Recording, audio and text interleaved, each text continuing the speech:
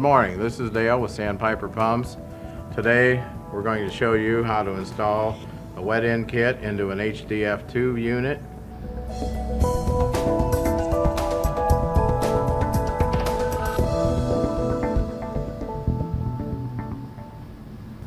The HDF2 unit has a suction on the top, discharge on the bottom. A little bit different than a standard ball valve pump. This particular unit uses flat valves.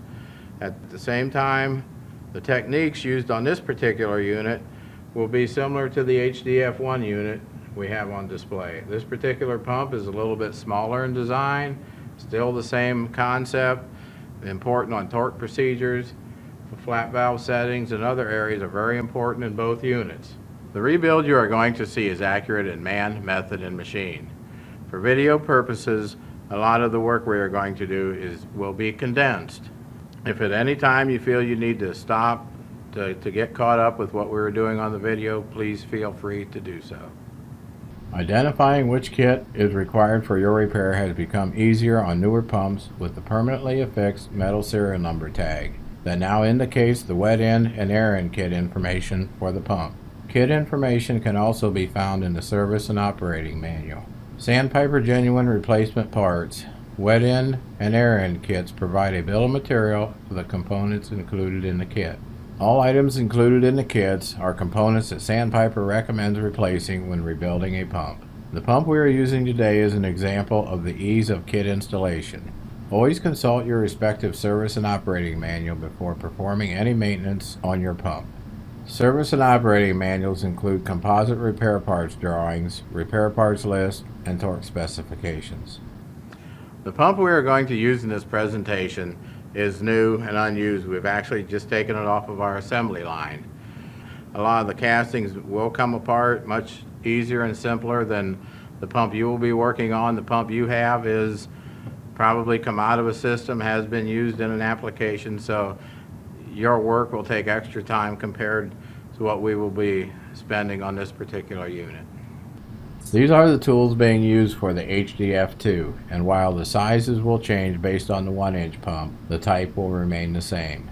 11/16" combination wrench, 5/8" combination wrench, 7/16 by 1/2" box end wrench, 12-inch pry bar, torque wrench, 18-inch flex handle breaker bar, 7/16" nut driver, dead blow hammer, 7/16" deep well socket, 1/2" deep well socket, 5/8" deep well socket, 1/2" socket, 5/8" socket, 11/16" socket, 3/8" hex bit socket, 3-inch extension, needle nose pliers. We're going to go ahead and get started disassembling our HDF2. For ease of disassembly purposes, we're actually going to use a battery-powered 3/8 drive impact gun. I know most of you out there probably have air impact guns, which would probably be a little easier, but for this purpose we're going to use a 3/8. So the first thing we're going to do is just loosen the cap screw on the suction manifold. Then we're going to come to the other side and remove this cap screw and go ahead and remove the 4 cap screws on the elbow.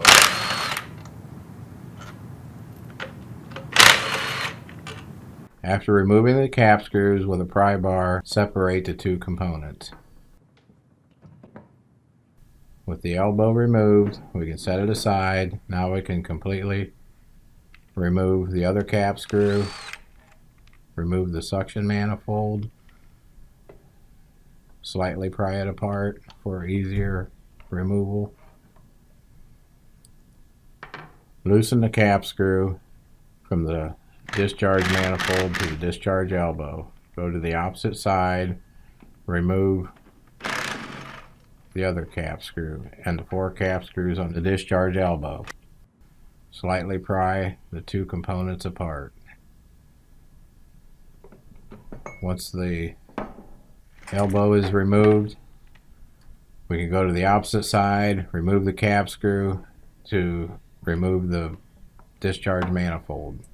Repeat the previous process for the opposite side. Now we're going to remove the discharge flat valve assembly. With a pry bar, just pry the assembly off of the two studs.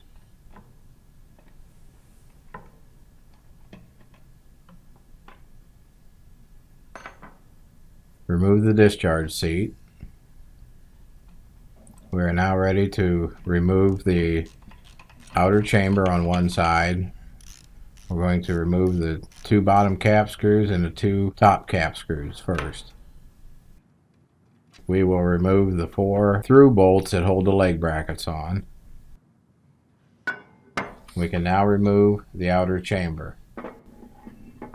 With the outer chamber removed, we will now remove one diaphragm assembly. This assembly may be tight. The assembly removed, remove the diaphragm bumper. We are ready to go to the opposite side to remove the opposite chamber.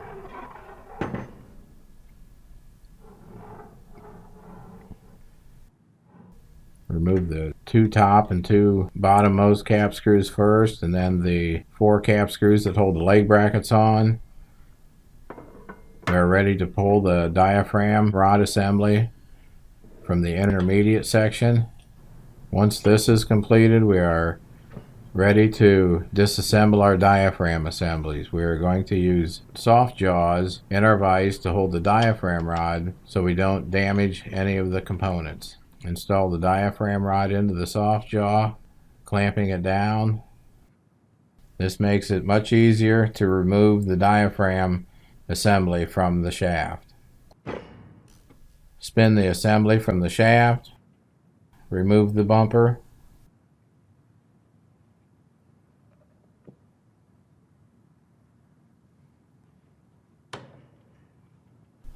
Visually inspect the diaphragm rod for any scratches, grooves, or wear. Make sure the diaphragm rod is in very good condition prior to reuse. Remove our soft jaws from our vise.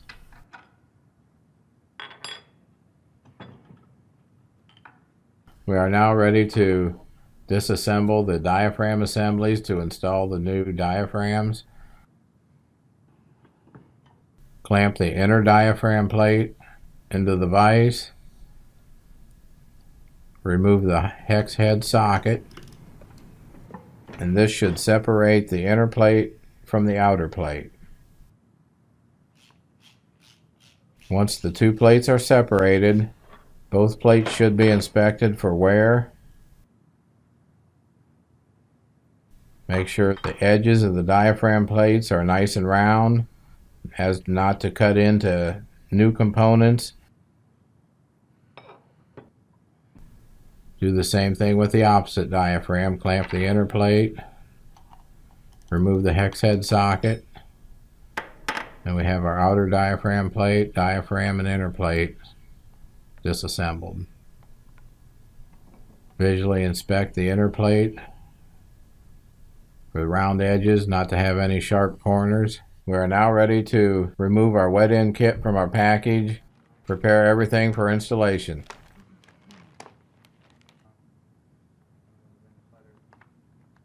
Make sure the radius of the inner diaphragm plate is pointing up towards the diaphragm. Install that into the vise. Lay the diaphragm assembly wear pad on top of the inner diaphragm plate. Now we're ready to install the outer diaphragm plate. Also inspect the outer radius for any sharp edges or any wear. You can slide the wear pad on, slide the diaphragm over top of the hex head cap screw, flip it over and thread it into the inner plate. It may be a little easier just to invert the diaphragm, help you install the hex head cap screw a little easier. Torque the diaphragm assembly to recommended manufacturing torque specifications. Remove it from the vise and repeat the previous process for the opposite side.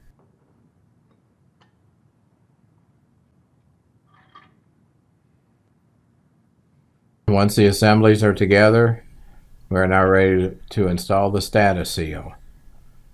Once the status seal is slid over the diaphragm stud, we can thread the diaphragm rod onto one assembly. Once the diaphragm assemblies are complete, we can set them aside and ready our flap valves, our elbows and chambers to install our new flap valves. Remove the stop nuts, hinge pads, wear pads, and the flap valves. Remove the seats, visually inspect them. The offset on the flap valve goes down towards the seat.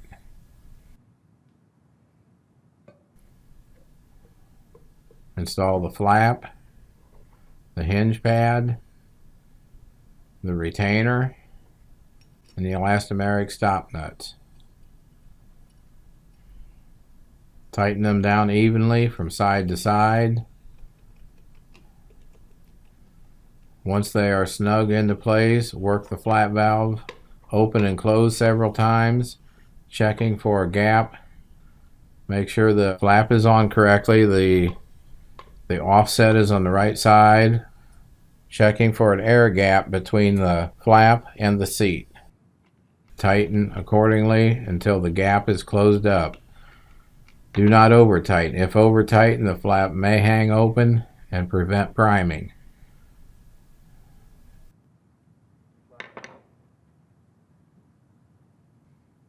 If flap valve is too tight, back off on the stop nuts until flap seats properly.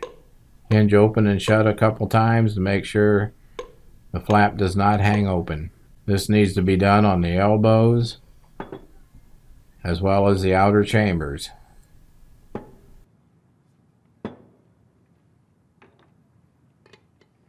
Remove the stop nuts, retainers, hinge pads, flap valves.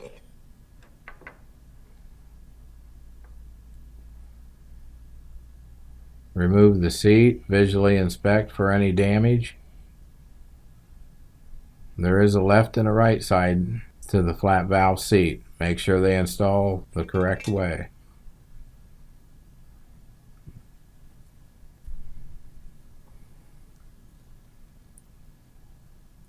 Install the seat. The offset of the flap valve goes down towards the seat.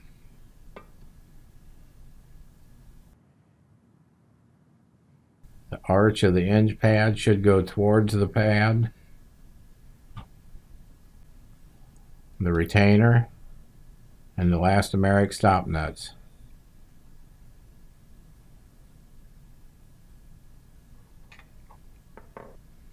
Hand tighten until flap valve seals properly.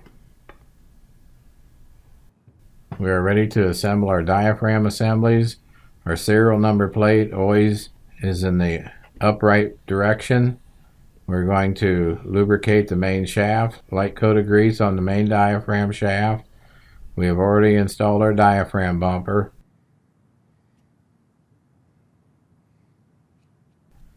Slide the assembly into the intermediate housing. We are now ready to install one of the outer chambers. Make sure that the top of the chamber is aligned with the serial number plate. Line the holes in the diaphragm with the inner chamber. We are going to install the upper two and the lower two cap screws first that go into the blind holes of the outer chamber.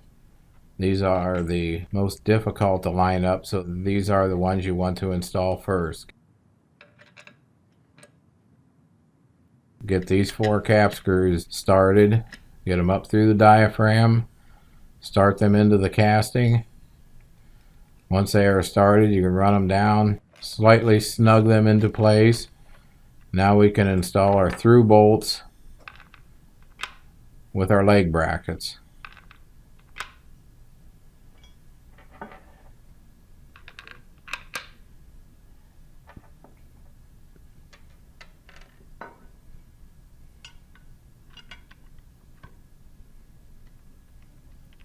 Once the leg brackets are in place, we can go ahead and tighten all 8 cap screws using a cross pattern.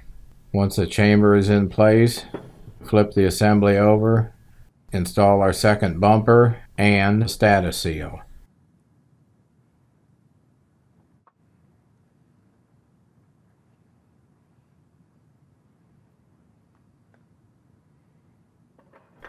With the diaphragm bumper into place, invert the diaphragm assembly, spin onto the shaft.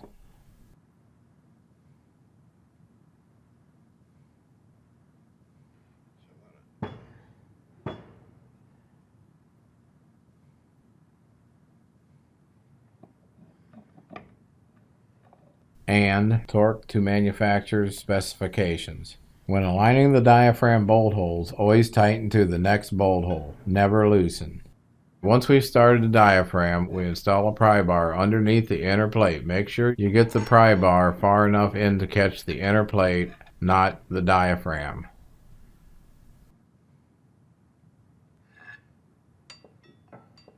Invert the diaphragm assembly.